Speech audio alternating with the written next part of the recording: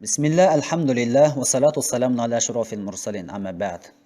Қоғамдағы сұрақтардың бірі кісінің сөзіне немесе іс әрекетіне қол шапалақтау арқылы қошемет көрсетуге бола ма? Осы сұрақтарға байланысты қол шапалақтау арқылы қошемет көрсетуге байланысты дінімізде тікелей ешбір тыйым жоқ. Қошемет үшін емес, тікелей ғибадатқа мақсатына байланысты шапалақ соғуға Құранда мынандай бір аят бар. أعوذ بالله من الشيطان الرجيم بسم الله الرحمن الرحيم وما كان صلاتهم عند البيت إلا مكانا وتصدية فذوقوا العذاب بما كنتم تكفرون صدق الله العظيم. Аса қамқор ерекше мейірімді Субханаллаху Тағала Құран-ы Кәрімде олардың, яғни мүшриктердің Қағбадағы мінәжат құлшылықтары тек ысқырық пен қол шапалақтау болатын.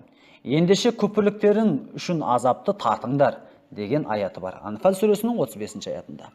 Бұл жердегі исламға дейінгі құрайыштардың қол шапалақтау, яғни ысқырық пен Қағбаны жалаңаш күйде тауап жасауындағы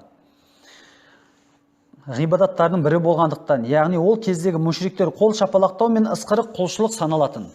Аятта исламға дейінгі мүшриктердің құлшылық түсінігі мен түрінің қандай төмен деңгейде болғандығын айтып отыр.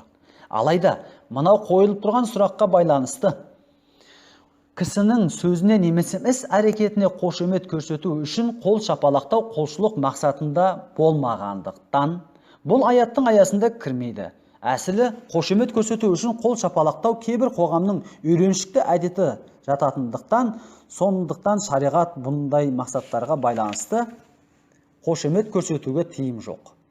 Дегенмен, соңғы Мысыр төңірегінің муфтиі Ато Сахр өзінің Фатауа Азхар кітаптарында былай деп айтады. Мұның ешқандай шариғатта қайшылығы жоқ деген өзінің сөзін келтіреді.